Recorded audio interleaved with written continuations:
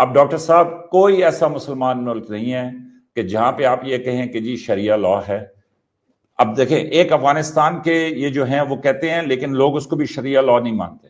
अब आप अपनी बात में मुसलमान वजन को पैदा करने शरिया लॉ मिलना आप अपनी बात में वजन पैदा करने के लिए ऑल ड्यू मैं ये कह रहा रिस्पेक्ट, हूं कि जब बाकी दुनिया के मुसलमानों के पास शरिया लॉ नहीं है व्हाट मुसलमान फिर और क्या वो होगा? ओके और हैं, मुसलमान क्या है वो फिर? गुजारा कर रहे हैं, तो अब भारत के मुसलमान मुसलमानों पे और आपने क्या है अगर वो जब मुसलमान मुल्कों में 56 मुसलमान मुल्क हैं, उनमें से किसी में शरिया लॉ नहीं है, मतलब उसके सेगमेंट्स हैं कि जो इंप्लीमेंटेड है प्रोग्रेसिव, किसी ने किसी तरह से बनाया, किसी ने किसी तरीके से बनाया। पाकिस्तान में शरिया लॉ होना चाहिए। भारत के मुसलमानों को पाकिस्तान में शरिया लॉ इस टाइम पे नहीं है।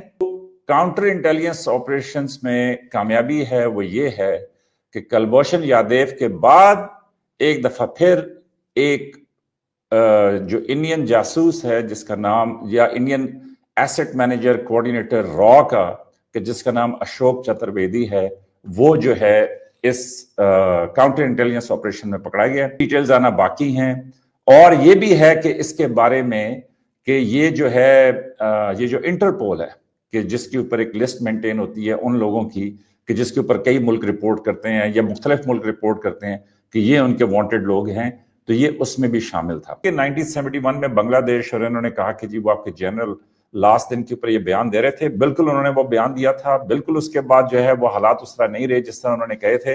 लेकिन तमाम जंगों में देख लें, तमाम इसी तरह की जर्नल बातचीत करते हैं, और साथ इनके अपने जनरल मानिक शाह थे, उनका भी बयान सुन लें कि उन्होंने कहा कि जी पाकिस्तान फौज बड़ी बहादुरी से लड़ी। बात ये थी कि 15:1 रेशो थी, और मुमकिन ही नहीं था कि पाकिस्तान के वो जो बहादुर लोग हैं वो हमारे सामने ठहरते।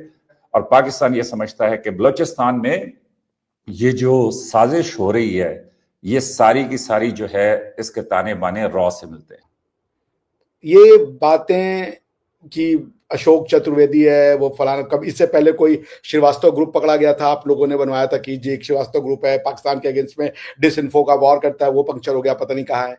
पहले भी पाकिस्तान के जितने प्राइम मिनिस्टर्स हैं वो ये कहते रहे हैं, और दूसरी दुनिया के दीगर मुसलमान मुल्कों के लोगों ने कहा है कि जनाब ये इस्लामोफोबिया। तो अब आप कहते हैं कि जनाब वो फलां डॉक्टर को मार दिया, फलां को इस तरह कर दिया, उस तरह कर दिया।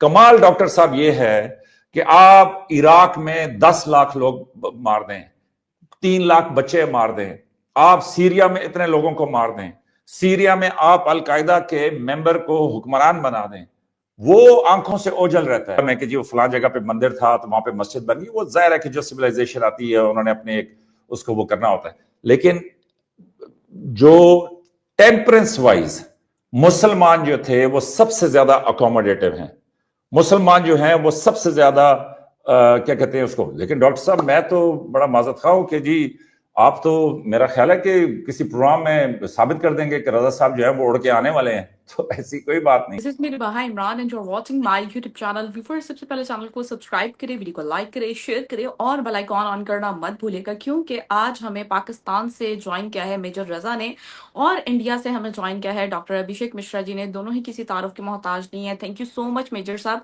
Thank you so much doctor साहब, आप दोनों के वक्त का बहुत शुक्रिया। धन्यवाद, बहुत बहुत धन्यवाद भाजी कि आपने हमें इनवाइट किया। Thank you so much. Welcome, thank you, thank you.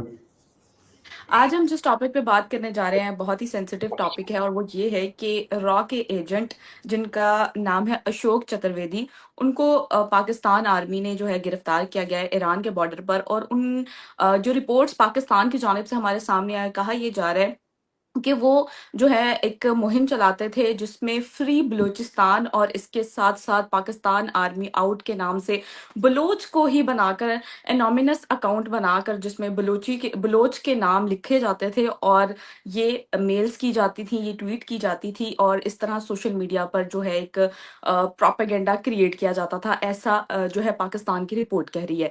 इसके पीछे कितनी सच्चाई है, ये सारी चीजें आज डिस्कस करेंगे। तो आगाज हम जो है मेजर साहब से करते हैं। मेजर साहब क्या कहना चाहेंगे, रिपोर्ट्स क्या कह रही हैं पाकिस्तान की, और क्या कहना चाहेंगे, स्टोरी का क्या बैकग्राउंड है? अच्छा, इसमें यह है रिबाहा, एक तो यह है कि पाकिस्तान आर्मी ने इनको अरेस्ट नहीं किया, इनको पाकिस्तान काउंटर इंटेलिजेंस जो ऑपरेटर्स होते हैं तो उन्होंने अरेस्ट किया। तो होता यह है कि आप इंटेलिजेंस कर रहे हैं तो उसके अगेंस्ट एक काउंटर इंटेलिजेंस होती है, क्योंकि आपने नजरें रखी होती हैं कि कौन ऐसे लोग हैं, ये ताने बाने ये जो बलोच यकजहती कमेटी, ये BLA, क्योंकि देखें ना वो तो बड़े महरूम इलाके हैं, वहां पे तो इस तरह का कोऑर्डिनेशन, इस तरह की सारी चीजें, तो जाहिर है कोई बैरूनी स्पॉन्सर है तो ये सारा कुछ हो रहा है ना। तो इसलिए काउंटर इंटेलिजेंस ऑपरेशंस होते हैं कि जिन्होंने इसको रखा होता है। तो ये एक एसेट हैंडलर कहते हैं। एसेट हैंडलर का मतलब होता है कोई ऐसा आदमी कि जो अपने एसेट्स को एक मिशन के लिए हैंडल करता है, और उसका काम ये होता है कि वो अपने एसेट्स को, अब एसेट्स उसके क्या होंगे, BLA उसका एसेट होगा, कोई लोकल कमांडर उसका एसेट होगा, कोई साफी, कोई ऐसा प्रोपेगेंडा जो उसने फैलाना, जो भी उसका मिशन होगा, तो उन एसेट्स को कोऑर्डिनेट करने के लिए, उनको संभालने के लिए एक एसेट हैंडलर होता है कि जो ये सारी कोऑर्डिनेशन करता है। तो अब इसने क्या, अब जाहिर है इसको फिर कवर भी चाहिए ना, इसने ऑपरेट करना है ईरान और पाकिस्तान के बॉर्डर के ऊपर, तो उस कवर के लिए फिर ये ताजिर बन जाते हैं, फिर एक फर्म बना लेते हैं, बेसिकली एक यूं कह लें कि जी एक मर्चेंट के तौर पे अपने आप को पेश करते हैं।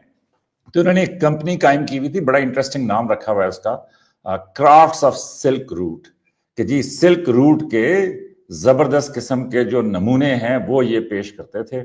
और वैसे ईरानी कालीन, जाफरान और इस तरह के सारे जो है ना ये बलोच जेवरात थे। तो अब इनका तरीका क्या है कि कम्युनिकेशन सबसे इंपॉर्टेंट होती है, कि BLA ने जब कोई दहशतगर्दाना कार्रवाई या किसी ने भी दहशतगर्दाना कार्रवाई करनी है, तो उसका ऐसा कम्युनिकेशन चाहिए होता है कि जिसको लोकल पुलिस या लोकल जो टेलीकॉम ऑपरेटर्स हैं या जो लोकल क्या कहते हैं उसको सिविल इंटेलिजेंस है, वो उसको ट्रेस ना कर सके, वो उसके ऊपर बात ना कर सके, और स्पेशली कि उसके ऊपर जिसने इंस्ट्रक्शंस देनी है वो बैरून मुल्क से भी इंस्ट्रक्शन दे सके। तो ये सैटेलाइट फोन्स और इस तरह की चीजें ये प्रोवाइड करता था।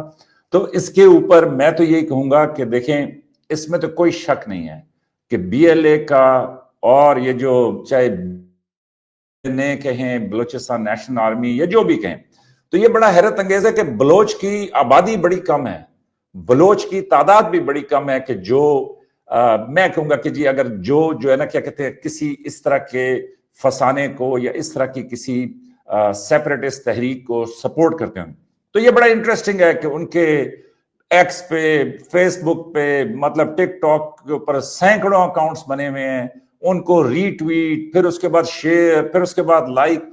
तो आपको पता है कि आजकल ये बॉट्स मिलते हैं, बहुत सारी ऑनलाइन ऐसी एजेंसीज आपको मिलती हैं कि जो आपके मवाद को रीट्वीट करेंगे, आपको मतलब फेक पॉपुलैरिटी लेके देंगे, और फिर टारगेटेड, अगर आप पैसे पे करें तो वो आपकी टारगेटेड प्रमोशन भी करेंगे, कि जिसमें वो इंश्योर करेंगे कि कोई ना कोई उसके ऊपर क्लिक करे, कोई ना कोई उसके ऊपर देखे, व्यूअर टाइम भी बढ़ाए। तो ये बड़ा इंटरेस्टिंग था कि इनके 532 के करीब इनके जेली अकाउंट्स थे, कि जिनके ऊपर ये सारी कहानी जो है वो चलाते थे। और दूसरा 8,000 10,000 डेली की पोस्ट लगाते थे, और उसके बाद 1,500 से, जो कि AI के दौर में इतना डिफिकल्ट नहीं है कि आप ये सारी चीजें कर सकते हैं। लेकिन जो काउंटर इंटेलिजेंस ऑपरेशंस में कामयाबी है वो ये है कि कुलभूषण यादव के बाद एक दफा फिर एक जो इंडियन जासूस है जिसका नाम, या Indian asset manager coordinator raw का, कि जिसका नाम अशोक चतुर्वेदी है, वो जो है इस काउंटर इंटेलिजेंस ऑपरेशन में पकड़ा गया। इसके भी मजीद डिटेल्स आना बाकी हैं, और ये भी है कि इसके बारे में कि ये जो है ये जो इंटरपोल है, कि जिसके ऊपर एक लिस्ट मेंटेन होती है उन लोगों की, कि जिसके ऊपर कई मुल्क रिपोर्ट करते हैं या मुख्तलिफ मुल्क रिपोर्ट करते हैं कि ये उनके वांटेड लोग हैं, तो ये उसमें भी शामिल था। तो इसको इन्होंने सिब्बी के करीब, ये जो ईरान का बॉर्डर है, वहां पे गिरफ्तार किया है, और गिरफ्तार होने के बाद जाहिर है अभी इसकी इंटेरोगेशन होगी, इसके ऊपर सारा केस चलेगा। और जिस तरह डॉक्टर अभिषेक मिश्रा सर हिला रहे हैं, बिल्कुल इसी तरीके से ये कुलभूषण यादव पे भी सर हिलाते हैं, बिल्कुल इसी तरीके से ये अभिनंदन पे भी सर हिलाते हैं। लेकिन बड़ी माजरत के साथ बाद में ये सारा कुछ सबूतों के साथ हुकूमत पाकिस्तान पेश करती है, और उसके बाद ये लोग कहते हैं कि अब इस तरह करो, इंटरनेशनल कोर्ट ऑफ जस्टिस में चले जाओ और वहां पे जाके साबित करो। और दूसरी तरफ प्रोपेगेंडा की ऐसी महारत है कि तहव्वुर राना, जो 30 साल से पाकिस्तान नहीं आया, 40 साल से बल्कि पाकिस्तान नहीं आया, इंडिया वो बाकायदा जाता रहा है। अब सवाल पैदा होता है ना रिबाहा, कि एक ऐसा शख्स के जो पाकिस्तानी बॉर्न है, फिर पाकिस्तान फौज का भिगोड़ा है, फिर कैनेडियन नेशनल है, वो तहव्वुर राना इंडिया खुलेआम जाता था और उसके साथ डेविड हेडले।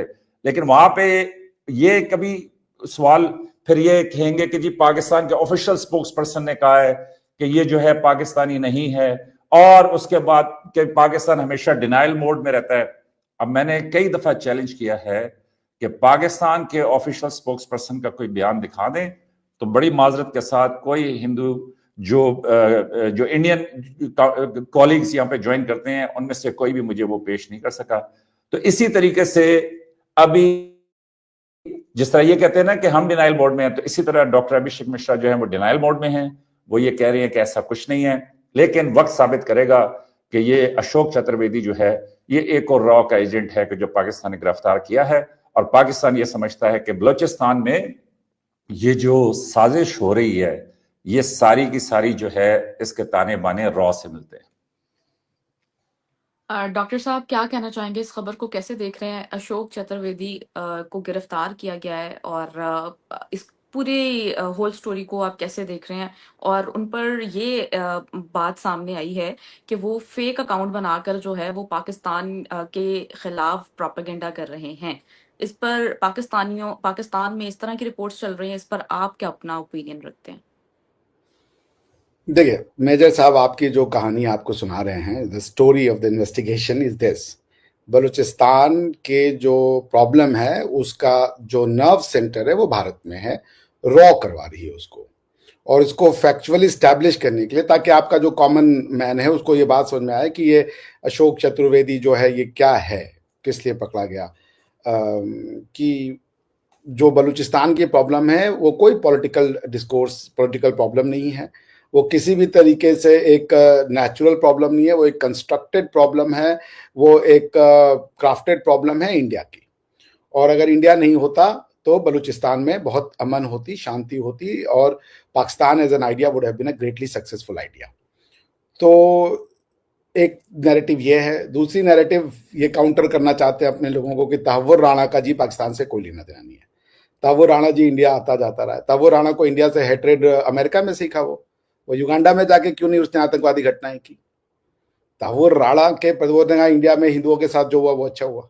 कहाँ का प्रोडक्ट है वो? क्या किस स्कूल की किताबें पढ़ रहा है? हिंदुओं के प्रति ये नफरत कहाँ से लेके आ रहा है वो?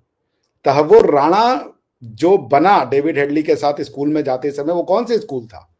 तहव्वुर राणा क्यों नहीं बन गया अशोक पिचाई? क्यों नहीं उसने एआई में, मेडिकल में, वो आर्मी की मेडिकल डॉक्टर था भाई, क्या सर्विस नहीं की उसने? उसका दिमाग जो है वो भारत के प्रति नफरत उसने कनाडा में जाके सीखी है। Is that the story major साहब? अगर आप इस पर विश्वास करते तो वेल एंड गुड। पाकिस्तान को पिछले 70 साल से आपने खुद से नफरत करना सिखा दिया है, और ऐसे 3-4 स्टोरी जो आप गढ़ेंगे, किसी अशोक चतुर्वेदी को पढ़ाएंगे काउंसलर एक्सेस, हमें लगता है कि आप उसको देंगे, फ्री एंड फेयर ट्रायल देंगे। मैंने तो जब ये आपकी ये पहली बार स्टोरी आई थी आपने काउंटर करने के लिए, क्योंकि आपके यहाँ पे एक माइंडसेट ये है जो ये कन्विंस करता है कि यार हमारी नैरेटिव बिक नहीं रही है, और इंडियंस जो है वो प्रोपेगेंडा वॉर में हमसे जीत रहे हैं, because they think everything that is wrong with Pakistan is essentially a propaganda of Hindus of India, और इसमें कोई इंटरनल फॉल्ट और मिस्टेक है ही नहीं है। तो आप कंट्री में फायर फाइट कर रहे हैं, उस कंट्री की फायर फाइट करने को, और इसका इल्जाम वही होगा मेजर साहब, जब बांग्लादेश ने जिस दिन सरेंडर किया था उसके एक दिन पहले आपके मेजर या कमांडर जो साहब थे वो टीवी पे बोल रहे थे कि ओवर माय डेड बॉडी मैं सरेंडर नहीं करूंगा। अगले दिन उन्होंने सरेंडर कर दिया था। ये बातें कि अशोक चतुर्वेदी है वो फलाना, कभी इससे पहले कोई श्रीवास्तव ग्रुप पकड़ा गया था, आप लोगों ने बनवाया था कि जी एक श्रीवास्तव ग्रुप है पाकिस्तान के अगेंस्ट में डिसइंफो का वॉर करता है, वो पंक्चर हो गया, पता नहीं कहाँ है। तहव्वुर राणा को भारत ने नहीं पकड़ा, तहव्वुर राणा को अमेरिकन एजेंसीज ने पकड़ा। तहव्वुर राणा का प्रोसिक्यूशन सिर्फ इंडिया में नहीं हुआ। तहव्वुर राणा सिर्फ इंडिया के अगेंस्ट में नफरत नहीं थी, वो सारी दुनिया में इस्लाम का झंडा फैलाना चाहता था। डेनमार्क में जाकर के वो मारना चाहता था जिन्होंने आपके रिलीजन के उसका कार्टून बना दिया था।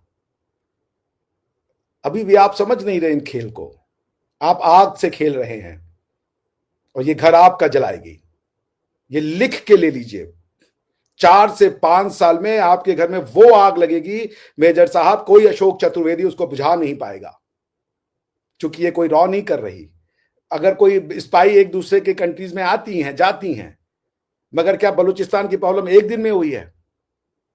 और इंडिया को अगर पाकिस्तान को डिस्टेबलाइज करना होता ना, तो इंडिया बहुत पहले कर देता। इंडिया ये अच्छे से जानता है कि एक डिस्टेबलाइज पाकिस्तान एक सरदर्द होगा भारत के लिए, क्योंकि जिस तरीके का ह्यूमन स्किल और ह्यूमन आपने पैदा किए हैं, ना तो उनके पास कोई स्किल है, ना उनके पास आईक्यू है, ना वो कोई प्रोडक्टिव ह्यूमन बीइंग है दुनिया के किसी भी सोसाइटी के लिए। तो हम तो चाहते हैं कि आप जहां हैं वहीं सेंटर्ड होकर रहें, आप न तो वहां से बाहर जाएं, न तो वहां से कहीं और आपका कोई नुकसान हो। We want you to be, जो भी आप कर रहे हैं अपने घर में, जो भी शिक्षा दे रहे हैं, जो भी आपकी नैरेटिव चला रहे हैं, आप चलाएं, मगर आप स्टेबल रहें। भारत कतई आपकी स्टेबिलिटी में इंटरेस्टेड नहीं है, क्योंकि आपकी डिस्टेबिलिटी जो है इंस्टेबिलिटी वो हमको महंगी पड़ेगी। तो बाकी ठीक है, आप काउंसलर एक्सेस दीजिएगा, लीगल प्रोसीजर है। हमने आपने कुलभूषण जाधव साहब को पकड़ा था या एबडक्ट करवाया था, ये अलग अलग कहानी है। हमारी कहानी है कि आपने उनको जो है ईरान के बॉर्डर से किसी बलूचिस्तान के कोई टेरर ग्रुप था या कोई मौलाना मुफ्ती था, उसके थ्रू आपने उसको एबडक्ट करवाया था।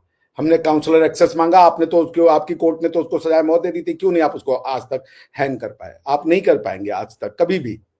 इसके कॉन्सिक्वेंस होंगे और बहुत जबरदस्त कॉन्सिक्वेंस होंगे, क्योंकि जिस तरीके से इंटरनेशनल कम्युनिटी में चर्निंग हो रही है, न्यू इंटरनेशनल ऑर्डर बन रहा है, उसमें अगर आपने समझदारी दिखाई और सही पॉलिसी का बियॉन्ड योर सिक्योरिटी ऑब्सेशन, ये स्पाइज, ये डिसइंफो वॉर, ये प्रोपोगेंडा वॉर और ये सब से निकल के अगर आपने अपने लोगों को सही दिमाग दिए कि वो बिजनेस करें, साइंस करें, टेक्नोलॉजी करें, किसी से नफरत ना करें, तो सारी की सारी समस्या वहीं सॉल्व हो जाएगी।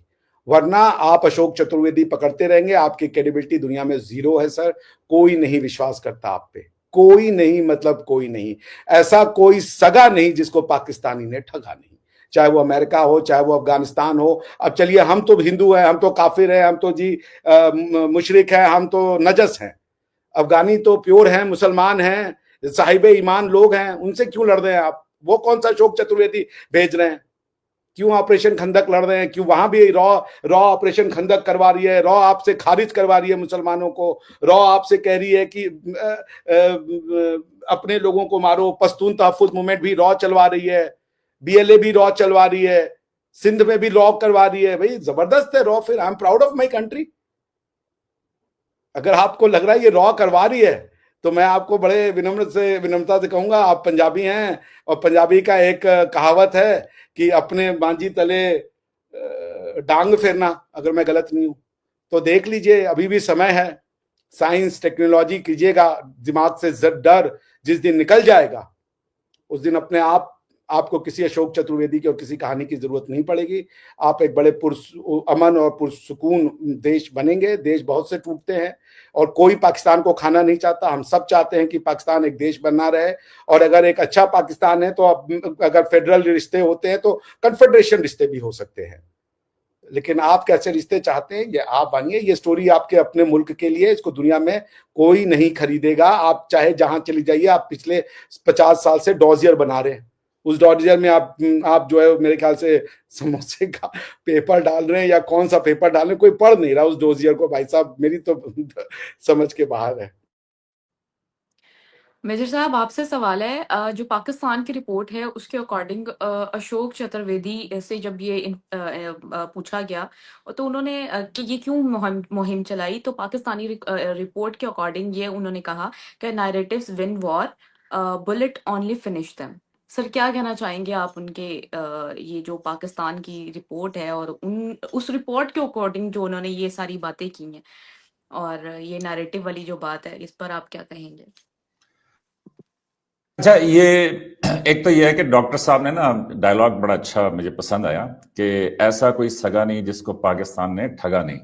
तो मैं अक्सर ये कहता हूं कि ये बिल्कुल इस तरह बात करते हैं जिस तरह मेरे रिश्तेदार बात करते हैं, कि वो कहते हैं कि यार सारे कसूर ना तेरे ही है। तो इसी तरीके से ये जो इंडियन कॉलीग्स हैं, इनकी नजदीक सारे कसूर जो हैं वो पाकिस्तान के ही हैं। तो बहरहाल, लेकिन ये है कि ये बड़ा अच्छा इन्होंने जोड़ा है, इसकी तरतीब और इसका सारा कुछ जो है, और उसमें सिर्फ पाकिस्तान को इन्होंने जो फिट किया है वो बड़ा जबरदस्त है। तो अब यह है कि देखिए जी, अफगानिस्तान के साथ पाकिस्तान ने जो किया नहीं किया, आप अफगानिस्तान की जो नई तालिबान हुकूमत है उसके अभी ये चंद दिन में जो तब्दीलियां आई हैं वहां पे, तो अफगानिस्तान के साथ जो भी मामलात हैं वो पाकिस्तान बराबर कर लेगा। वो इसलिए है कि पाकिस्तान ने बड़ी हिम्मत दिखाई है कि 40-50 साल से अफगानिस्तान को उन्होंने पूरा पाकिस्तान में इस तरह जगह दी है जिस तरह एक सगे भाई को कोई जगह देता है, और अफगानिस्तान में बहुत सारे लोग इसको तस्लीम भी करते हैं। हाँ, गुस्से भी होते हैं वो इसलिए कि पाकिस्तान जाहिर है भी अफगानिस्तान की खातिर अमेरिका को या रूस को डायरेक्ट टक्कर तो नहीं मार सकता, तो उसके ऊपर कुछ गिले विले हैं, लेकिन यह है कि वो सेटल डाउन हो जाएंगे। क्यों कि अफगानिस्तान और पाकिस्तान में बहुत गहरी रिश्तेदारियां हैं अभी, वो इसलिए कि वो 40-50 साल यहाँ पे रहे हैं, वो उर्दू बोल लेते हैं, समझ लेते हैं। तो जंग के बहुत सारे नुकसान भी होते हैं लेकिन बहुत सारे फायदे भी होते हैं, वो इसलिए कि हम भी काफी पश्तो मश्तो बोल लेते हैं। अफगानी के साथ डील करना हो तो हम बातचीत आपस में कर लेते हैं, तो अब इतना ताल्लुक बन गया है कि वो उर्दू भी बहुत अच्छे तरीके से बोल लेते हैं। तो फिर ये डॉक्टर साहब ये कह रहे थे कि 1971 में बांग्लादेश, और इन्होंने कहा कि जी वो आपके जनरल लास्ट दिन के ऊपर ये बयान दे रहे थे। बिल्कुल उन्होंने वो बयान दिया था, बिल्कुल उसके बाद जो है वो हालात उस तरह नहीं रहे जिस तरह उन्होंने कहे थे, लेकिन तमाम जंगों में देख लें तमाम इसी तरह की जनरल बातचीत करते हैं। और साथ इनके अपने जनरल मानिक शाह थे, उनका भी बयान सुन लें कि उन्होंने कहा कि जी पाकिस्तान फौज बड़ी बहादुरी से लड़ी। बात ये थी कि 15-1 रेशो थी और मुमकिन ही नहीं था कि पाकिस्तान के वो जो बहादुर लोग हैं वो हमारे सामने ठहरते। जनरल मानिक शाह को भी मैं खराज तहसीन पेश करता हूं कि उन्होंने जो हकीकत थी वो एक अच्छे मिलिट्री कमांडर की तरह बयान कर दी। अब और फिर ये भी है कि जी पाकिस्तान बांग्लादेश का कितना फासला था। अब खूबसूरत बात जो डॉक्टर साहब ने की है वो ये की है कि जी अब इंडिया जो है वो बिल्कुल डिस्टेबलाइज नहीं करना चाहता, वो इसलिए कि जी हमारे हमसाए में अगर डिस्टेबलाइजेशन होगी तो उससे हमें नुकसान होगा।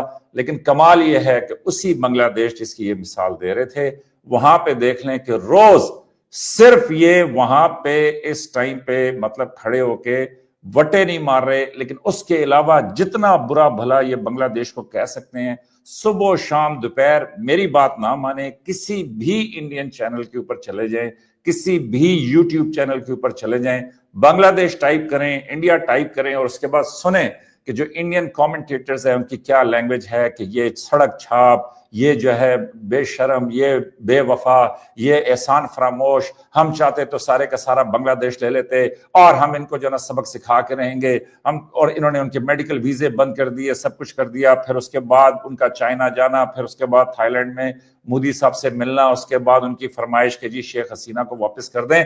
लेकिन आप देखें कि ये डिस्टेबलाइज नहीं करना चाहते। बांग्लादेश खैर से वहीं पहुंच गया है। क्यों? उसकी वजह यह है कि जब तक दोनों मुल्क, अभी देखें ना इंडिया पाकिस्तान में एक इक्वलाइजेशन हुई है, वो ये है कि ये भी न्यूक्लियर है, हम भी न्यूक्लियर हैं, तो इसलिए वो जिस तरह कहते हैं ना कि म्यूचुअली अश्योर्ड डिस्ट्रक्शन, कि जी वो क्या एक, चले डॉक्टर साहब जरा उन्होंने भी एक डायलॉग, तो मैं भी एक शेर सुना दूं कि उसने कहा कि इस शर्त पे खेलूंगे पिया प्यार की बाजी कि मैं जीती तो तू मेरा, तो मैं हारी तो मैं तेरी, इस तरह करके वो एक शेर है, मैंने पता नहीं उल्टा पुल्टा पढ़ दिया। लेकिन अब न्यूक्लियर के ऊपर यही है कि इस शर्त पे खेलूंगी प्यार की बाजी कि भाई अगर आपने मारा तो हम भी मार देंगे, हमने मारा तो आप भी मार दीजिएगा, तो बस दोनों जो है ना बिल्कुल इसके ऊपर मुल्क हुए हैं। तो हकीकत यह है कि अच्छी बातों के ऊपर, डॉक्टर साहब की बातें अच्छी हैं, लेकिन अच्छी बातों के ऊपर, तमाम चीजों के ऊपर दुनिया नहीं चलती। दुनिया सिर्फ ये देखती है कि भाई दूसरे के पास क्या है, हमारे पास क्या है, और उसके मुताबिक मुल्कों के मामला चलते हैं। हम तो थे। बांग्लादेश में क्या हुआ डॉक्टर साहब?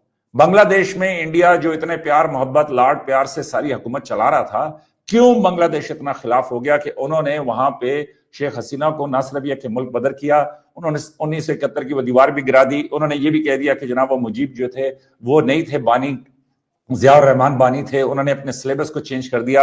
और अब आप इल्जाम लगाएंगे कि जनाब आपका ये नैरेटिव नहीं बिकना, आपने सिर्फ यही फैसला किया हुआ है कि जी आपने हमें खत्म करना है। लेकिन डॉक्टर साहब मैं बड़ी इज्जत से कहूंगा कि आपने भी यही फैसला किया हुआ है कि मुसलमान सिवाय शरपसंदी की और कुछ कर ही नहीं सकता। आपने भी यह फैसला किया हुआ है कि जी हम सिर्फ तुले हुए हैं दहशतगर्दी के ऊपर। आपने भी यह फैसला किया हुआ है कि जनाब हमने जो है वो लड़ाई करके रहना है। हालांकि मैं जाती तौर पर यह समझता हूं कि कमाल यह है कि आप खुद एक सेक्युलर, मतलब किसी हद तक सेक्युलर होने से आपके अपने कमेंटेटर्स कह रहे हैं कि जनाब अब आप एक हिंदू राज बन चुके हैं। आपके अपने कमेंटेटर्स कह रहे हैं कि India is no more secular. तो मुझे तो आप दर्स दे रहे हैं कि जनाब सीखो, अच्छे काम करो, बच्चों को तालीम दो, उनको उठाओ और मतलब आईटी में आगे ले जाओ, वरना 5 साल में आग लग जाएगी। लेकिन डॉक्टर साहब, मेरा जाती ख्याल ये है कि 5 साल में इंडिया में बहुत बड़ी आग लग जाएगी। वो इसलिए कि इंडिया जिस तरीके से हिंदुत्व राज की तरफ बढ़ रहा है, आप स्टेट बाय स्टेट जिस तरीके से सारी चीजों को तरतीब दे रहे हैं, आपके अंदर जिस तरीके से आपके कमेंटेटर्स कह रहे हैं कि जनाब बॉर्डर खोल दें। अभी जनरल आसिम मुनीर ने खिताब किया था, उसमें उन्होंने टू नेशन थ्योरी का जिक्र किया। आपने उसके बाद कहा जी बॉर्डर खोलें, निकालें सारे मुसलमानों को इंडिया से और भेजें इनको पाकिस्तान और भेजें इनको बांग्लादेश। तो मेरा ख्याल यह है कि 5 साल में आप उधर पहुंच जाएंगे जिधर आपको खदशा है कि हम पहुंच जाएंगे। पाकिस्तान पे बहुत सारा इल्जाम जो है वो इस्लामोफोबिया का भी आता है। लेकिन हैविंग सेड दैट, आपने एक और इंटरेस्टिंग बात की। आपने कहा जी न्यू इंटरनेशनल ऑर्डर। मेरे ख्याल में तो जो न्यू इंटरनेशनल ऑर्डर है वो खुदा की कुदरत है कि वो पाकिस्तान के हक में बेहतर है, और मैं ये समझता हूं कि पाकिस्तान को उससे फायदे होंगे। और मैं ये समझता हूं कि चाइना की जो एक्सेस है टुवर्ड्स द सी, उसमें पाकिस्तान का कलीदी किरदार है। और अब चाइना की जो एक्सेस है टुवर्ड्स सी, उसमें बांग्लादेश का कलीदी किरदार है। तो मेरे ख्याल में तो जो न्यू इंटरनेशनल ऑर्डर है उसमें, मेरा जो जाती ख्याल है उसमें पाकिस्तान की पोजीशन जो है वो कुदरत की मेहरबानी है कि वो दोबारा से बहुत बेहतर हो रही है। वरना हम एक टाइट स्पॉट में जरूर थे, ये मैं आपकी बात मानता हूं, लेकिन मेरे ख्याल में हमारी जो जियोग्राफिक लोकेशन है उसकी बुनियाद के ऊपर पाकिस्तान के लिए अब रास्ते खुल रहे हैं। और ये जो आप बात करते हैं ना कि जी बलूचिस्तान में अगर महरूमियां नहीं थी तो फिर कैसे एक जो अशोक चतुर्वेदी है उसने बलूचिस्तान पे बड़े अरसे से काम हो रहा है, लेकिन अब जरा आग तेज कर दी गई है डॉक्टर साहब। जिस तरह चूल्हे पे होता है ना कि आपने रखा हुआ है वो खाना पकने के लिए, तो उसके बाद आप आंच तेज कर देते हैं कि अभी जो है ना वो कुकर में से चिक चिक चिक चिक चिक चिक चिक चिक की आवाज आए। क्यों? वो इसलिए कि बलूचिस्तान में बहुत बड़े प्रोजेक्ट शुरू हो गए। वो इसलिए कि चाइना जो है उसने वो एक्सेस जो है वो अपनी कंफर्म, पाकिस्तान ने बहुत बड़ा फैसला किया कि गवादर पे चाइना के साथ पार्टनरशिप की। तो पाकिस्तान अपने स्ट्रेटेजिक इंटरेस्ट को समझता है। पाकिस्तान उसी के मुताबिक मेरे हिसाब से पाकिस्तान बड़े दलेर फैसले करता है।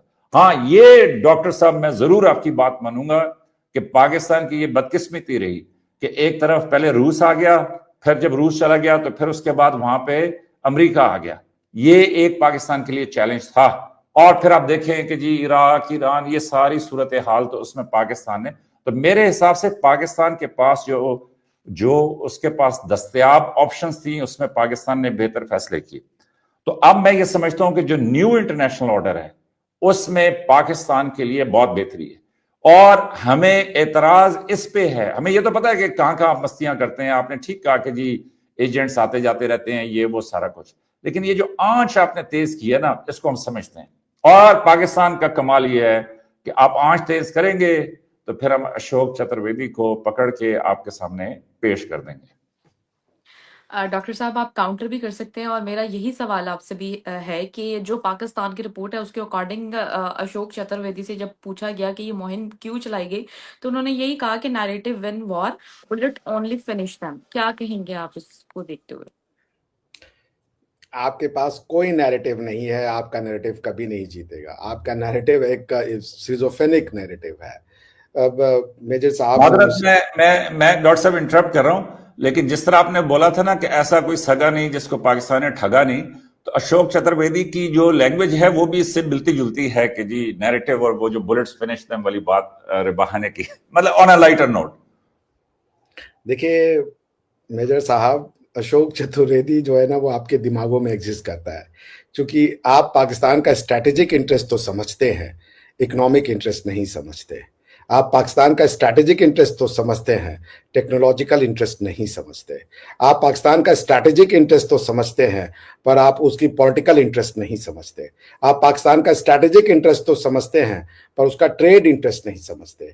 आप पाकिस्तान का स्ट्रैटेजिक इंटरेस्ट तो समझते हैं, पर उसका हिस्टोरिकल इंटरेस्ट नहीं समझते।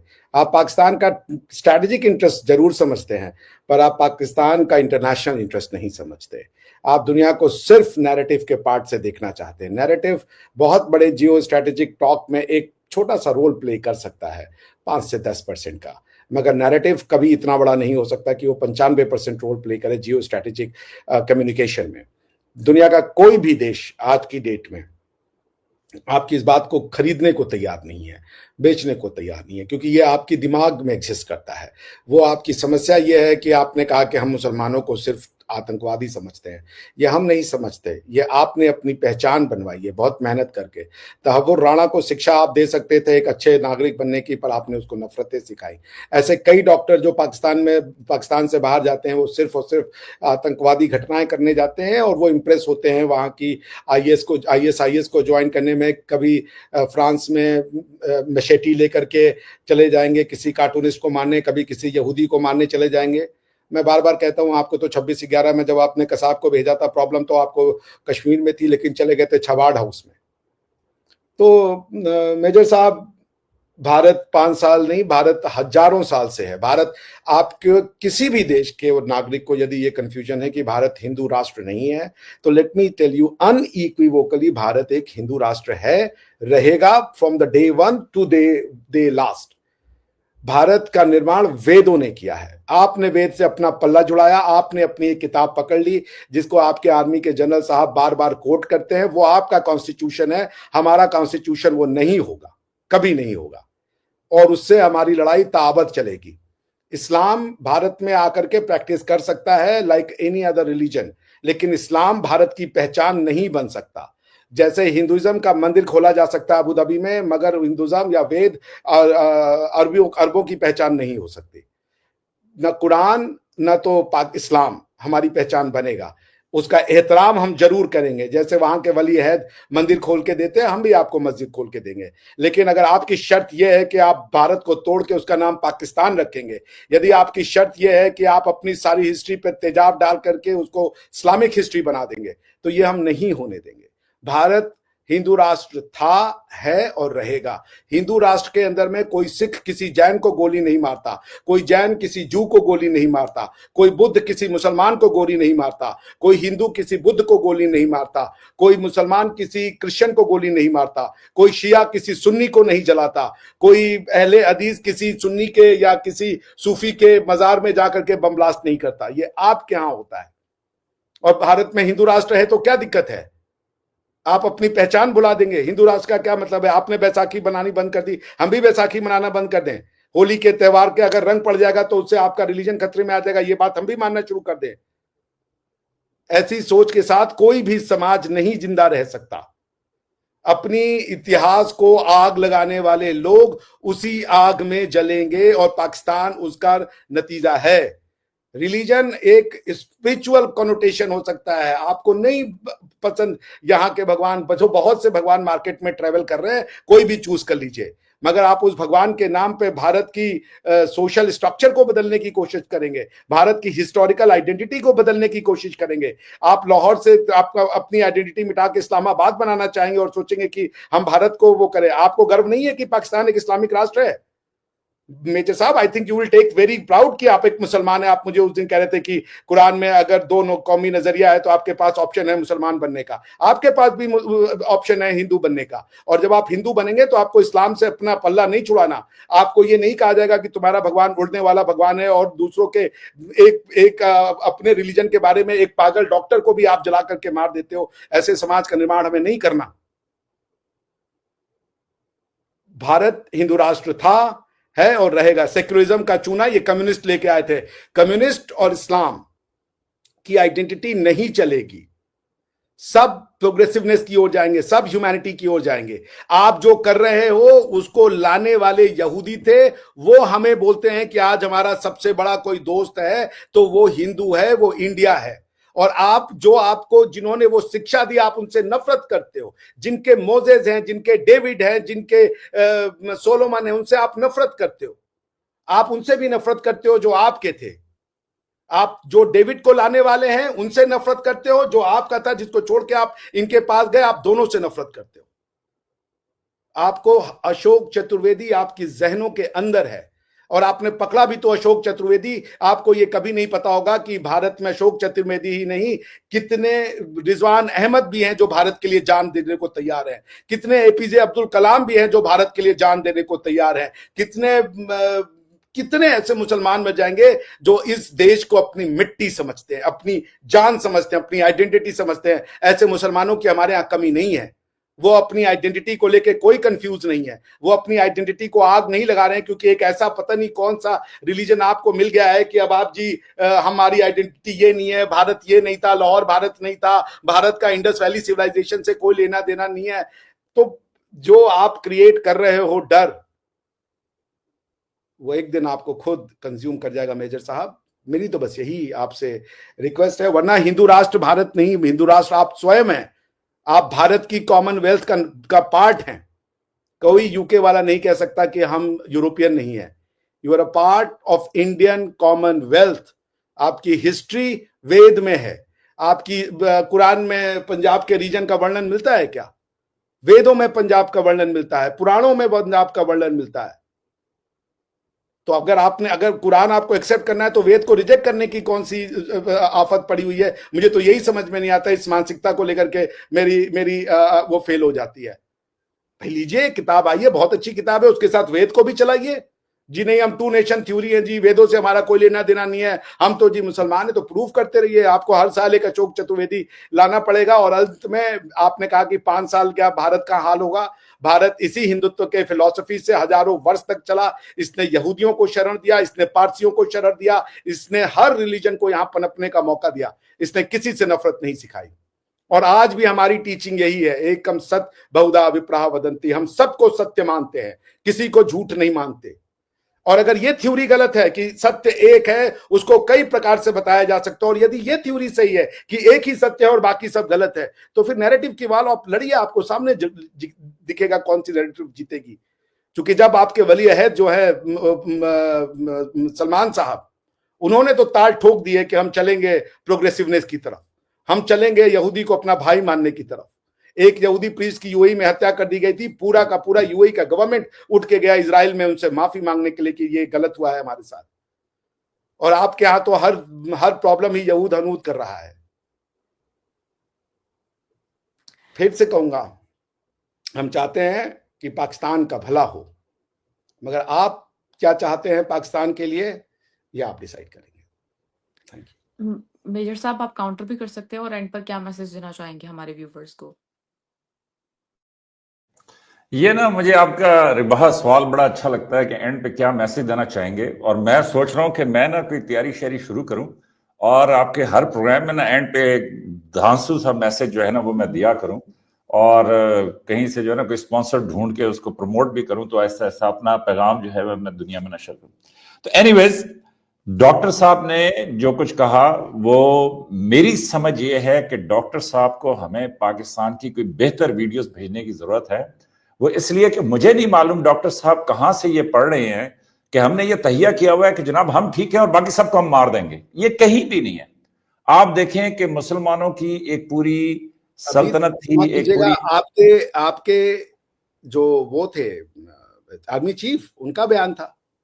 ख्वारिज आपने किया है, वो तो आयत भी कोर्ट के बता रहे थे कि ख्वारिज के साथ क्या होना चाहिए। तो मैं तो वहां से ले रहा हूं जी। Sorry, I am so sorry. नहीं, खवारिज में हमने सिर्फ उनको शामिल किया है कि देखें, इस्लामिक हिस्ट्री में एक एपिसोड हुई थी कि जब कुछ लोगों ने अल्लाह का नाम लेके और उन्होंने ये कहा कि जी बाकी सब गलत है, हम सही अल्लाह वाले हैं, और उन्होंने बड़े जबरदस्त किस्म के, बड़े मतलब मैं कहूंगा कि जी हौलनाक किस्म के, खौफनाक किस्म के उन्होंने उस टाइम पे अटैक्स किए।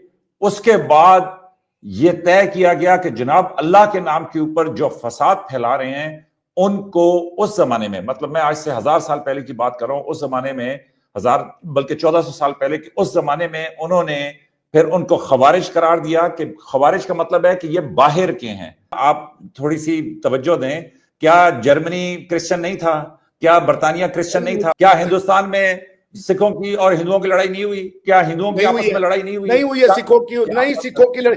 खालिस्तान पॉलिटिकल डिमांड थी, सिखों और हिंदुओं की लड़ाई नहीं हुई है। आपको मुसलमान से ज्यादा तकलीफ इसलिए है कि मुसलमान आपके पास 20% हैं, आप उसको किसी तरीके से काबू करना चाहते हैं, लेकिन मुसलमान की एक खूबी है कि जब आप मुसलमान हो जाएं तो आप तमाम दुनिया में बराबर हो जाते हैं। आप डॉक्टर साहब, आप कहते हैं, आप अपने नाम के साथ डॉक्टर लगाते हैं, फाशिज्म का मतलब समझते हैं? आपको अभी कहा है कि एआई का जमाना है, टाइप कर लें